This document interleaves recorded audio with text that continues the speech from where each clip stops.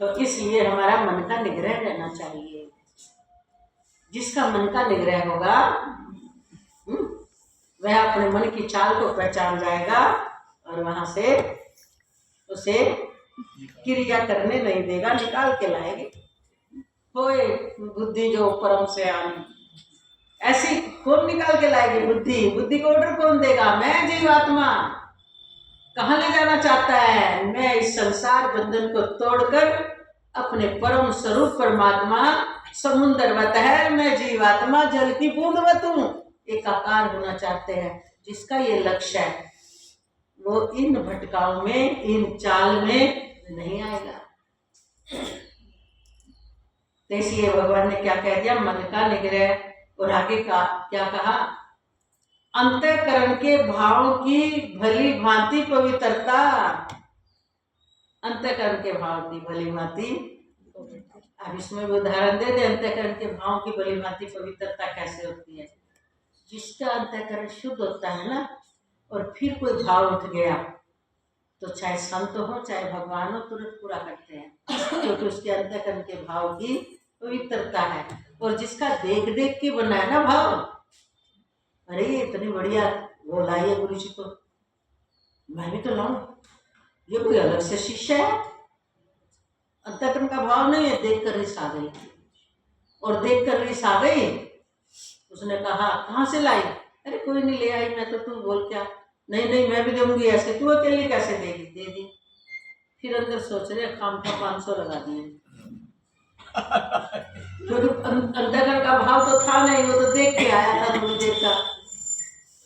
और अंतःकरण का भाव होगा वो पवित्र, अंदर बिल्कुल वो दिखाएगा भी नहीं, वो जो करेगा वो बड़े अंदर सूक्ष्म छुप कर करेगा, क्योंकि वो जाने, उसका साईं जाने जिसके लिए उसका भाव बना है, भाव पवित्र है उसका।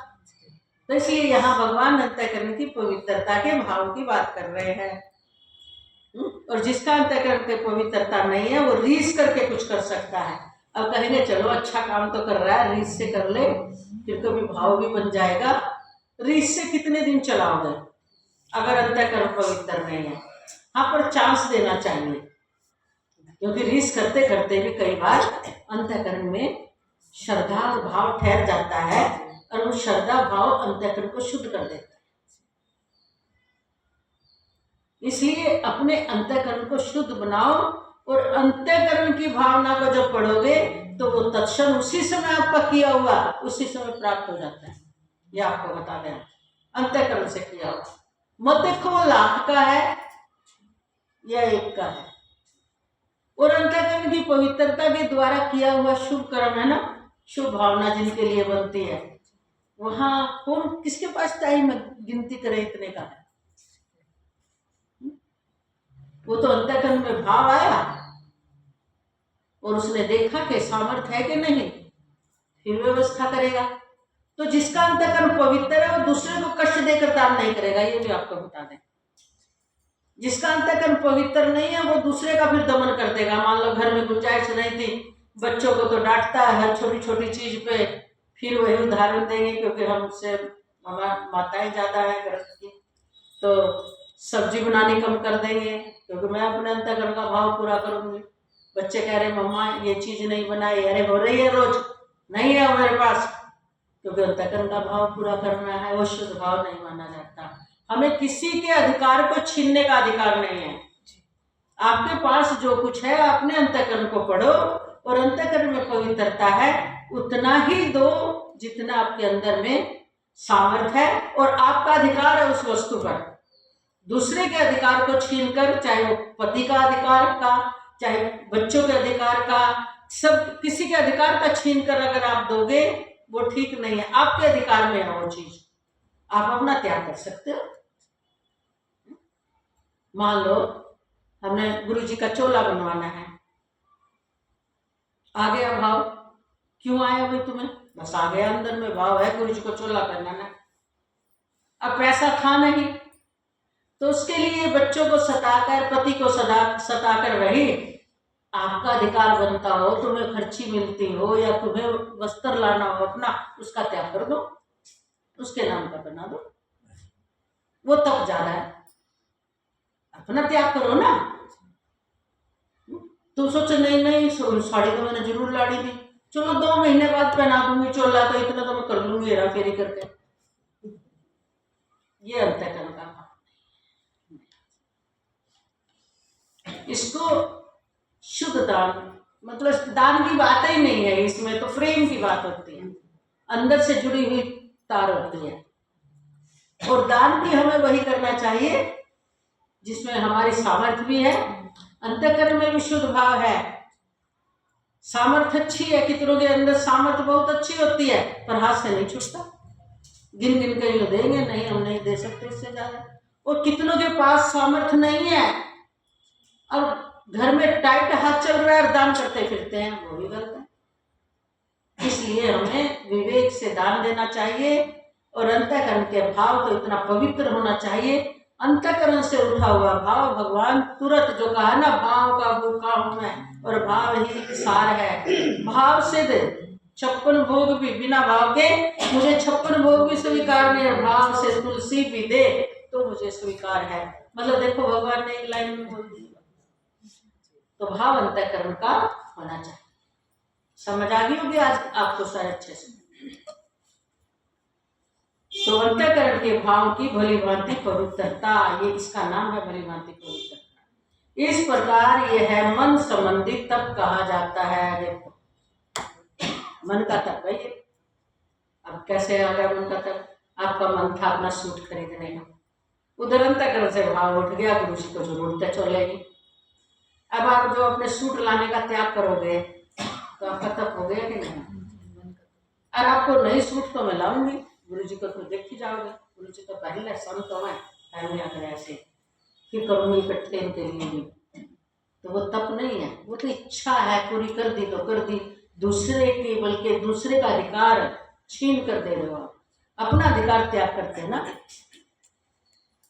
आपको अपना अधिकार त्याग करने का अधिकार है, दूसरे का अधिकार करने का त्याग नहीं है। लेकिन इंसान उसके लिए अरे ये तो सारे नास्तिक हैं, इनसे तो सारा दिन नहीं सूझ जाए, इनको कहाँ दान हुआ है, इसलिए मैं इनसे लेकर, अभी तू करना पहले अपना त्याग।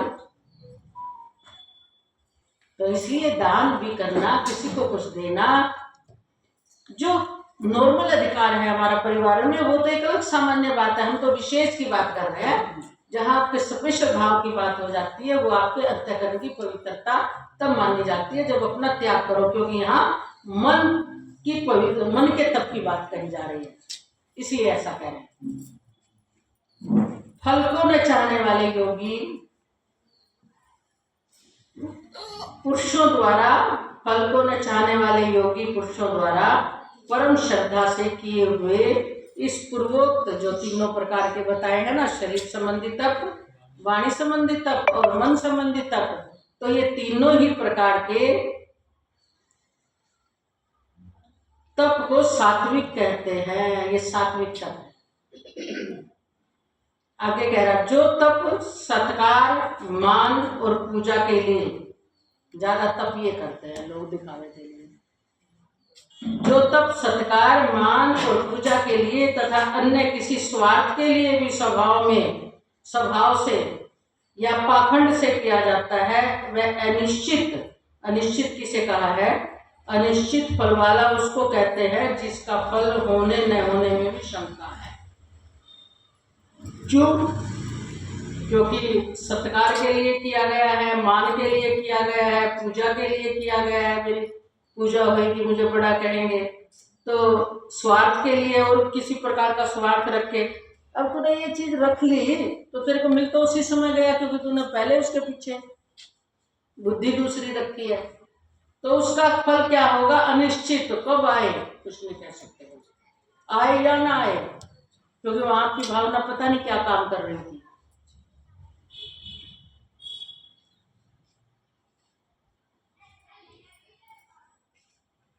स्वार्थ के लिए भी स्वभाव से या पाखंड से किया जाता है, वह निश्चित एवं क्षणिक फल वाला तप कहा, यहाँ राजस कहा गया है। कौन सा तप है ये? राजस। जो तप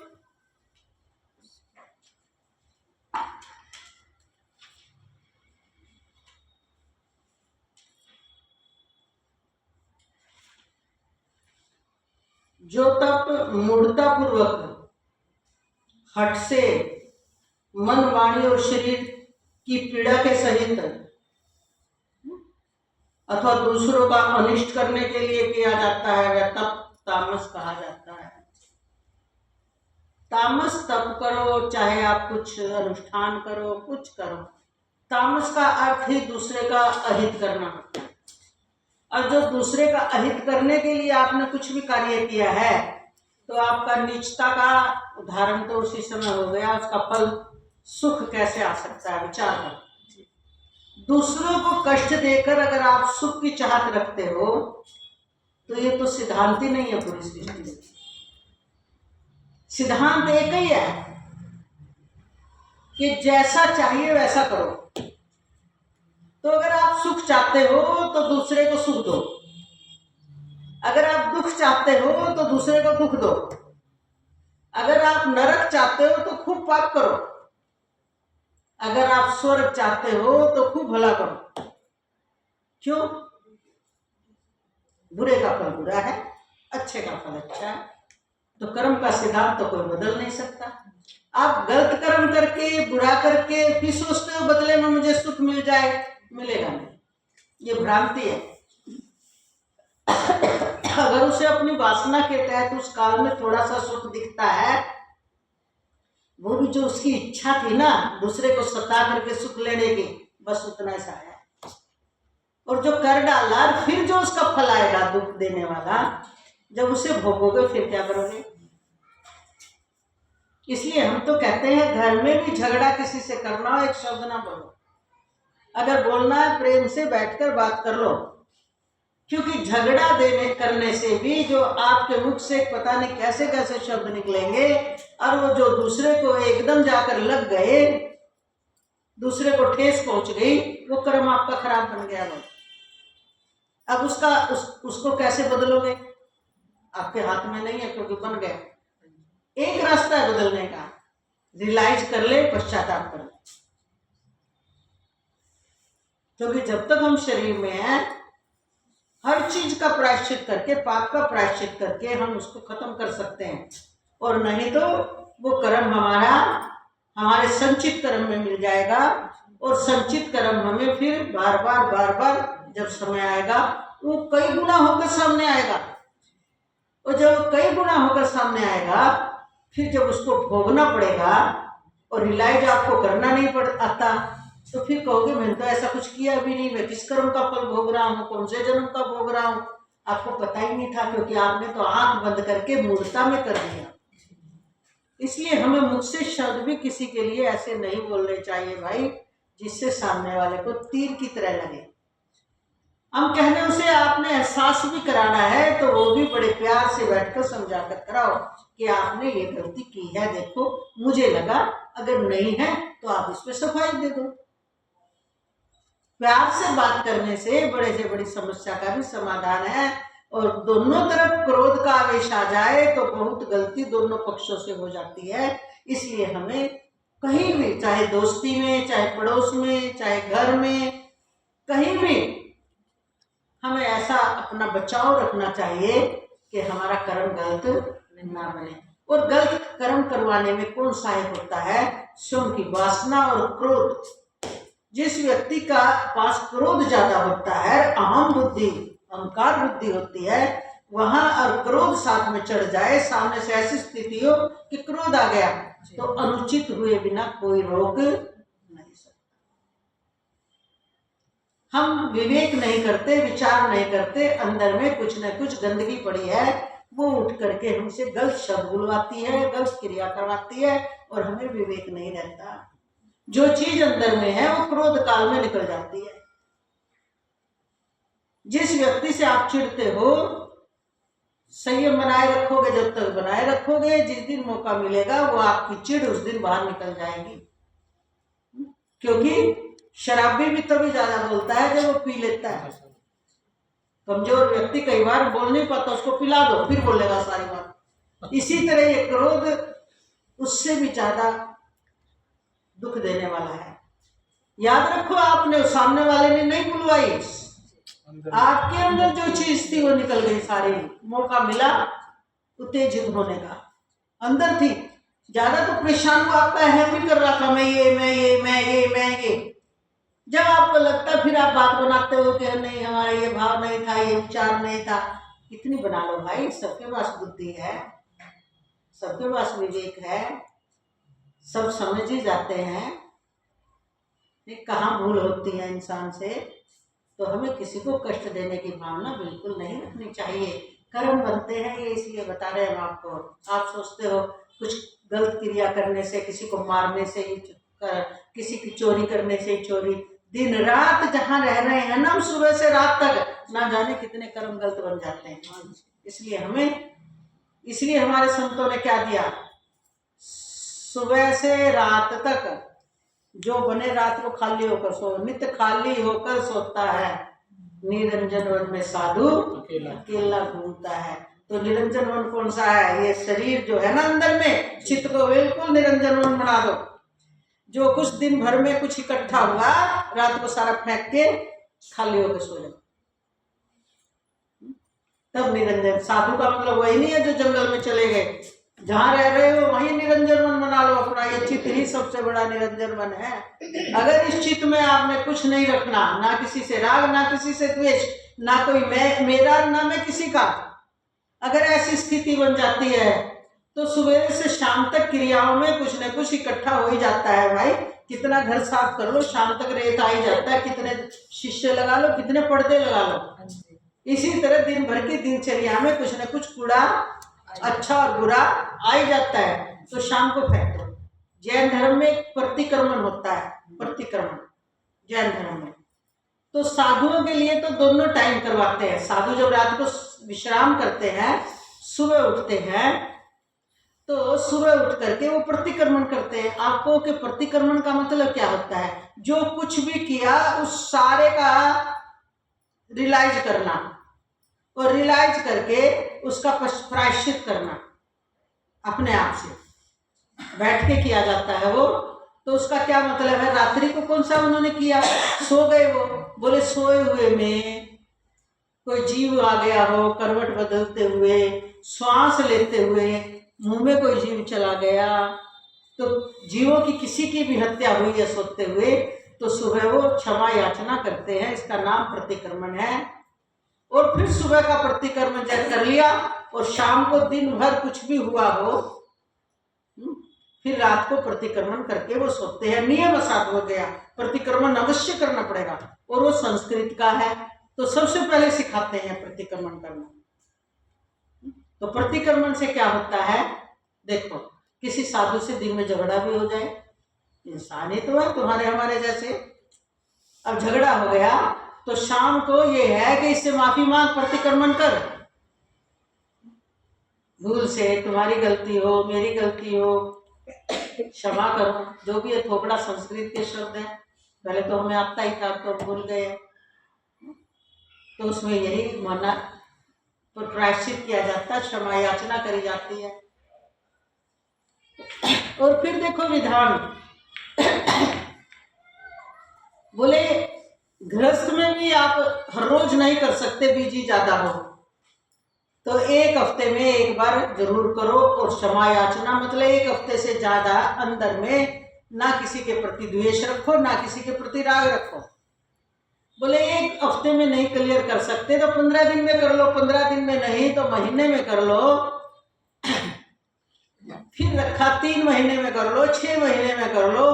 तो यही सारा करते करते रखा कि 1 साल में तो जो संवत्सरी बोलते हैं, संवत्सरी बोलते हैं इसको, 1 साल का पर्व है। और उस संवत्सरी का मतलब ही ये होता है, उसमें क्या बोलते हैं, सब क्या बोलते हैं, क्षामी दुक्कड़म, दुक्कड़म का शब्द ये होता है क्षमा याचना करना। और स्पेशल जिससे आपका इतनी लड़ाई झगड़ा हो गया है, इतनी लड़ाई झगड़ा हो गया है, जो उस समय लग रहा था हम जिंदगी भर नहीं बोलेंगे, तो हमारे यहाँ भगवान महावीर स्वामी का आदेश है कि उसके यहाँ पर जाकर उस दिन तो जरूर माफी मांग के आओ, क्योंकि कोई भी राग या द्वेष शरीर के साथ नहीं ले जाना। यही तो परंपरा है। हम दिन रात सुना रहे हैं।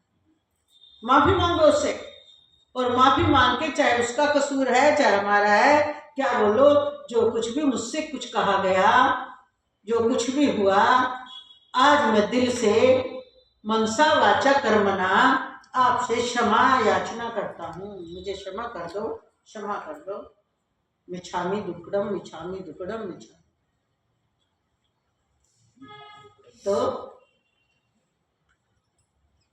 व्यवस्था क्यों करी है? बोले कि ये संस्कार जब तक हम शरीर में है, मिटाने का भी हम पर अधिकार है, बस शर्तें क्या है, हमें रियलाइज होना चाहिए। हम कह नहीं नहीं, सामने वाले हमें क्यों माफी मांगू, कसूर तो उसका है।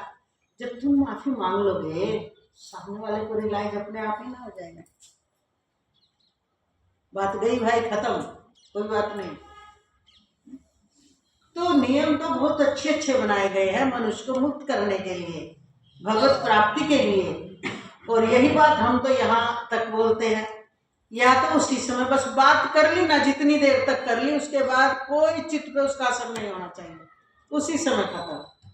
और ज्यादा करो, घंटा कर लो, ज्यादा करो 2 घंटे रख लो, उसमें विचार करके निकाल दो, ज्यादा करो 3 घंटे कर लो, ज्यादा करो तो रात गई बात, बस इससे ज्यादा टाइम हम नहीं देते। रात गई बात गई। चाहे किसी का भी कसूर है, क्षमा याचना अंदर से, इसका नाम होता प्रतिक्रमण। बहुत अच्छी चीज है। तो इसलिए यहां पर भगवान क्या कह रहे हैं, जो तप मूर्ता पूर्वक हट से मन, वाणी और शरीर की पीड़ा के सहित अथवा दूसरों का अनिष्ट करने के लिए किया जाता है, वह तप तो तामस तप है। और आगे कल हम आपको समझाएंगे, दान का महत्व बताएंगे, दान कैसा होना चाहिए, किस प्रकार का दान सात्विकी है, किस प्रकार का दान राजसी है, और किस प्रकार का दान तामसी है। इस पर प्रकाश कर डालेंगे। अब वाणी को यही विश्राम देते हुए बोल वृंदावन बिहारी लाल कृष्ण।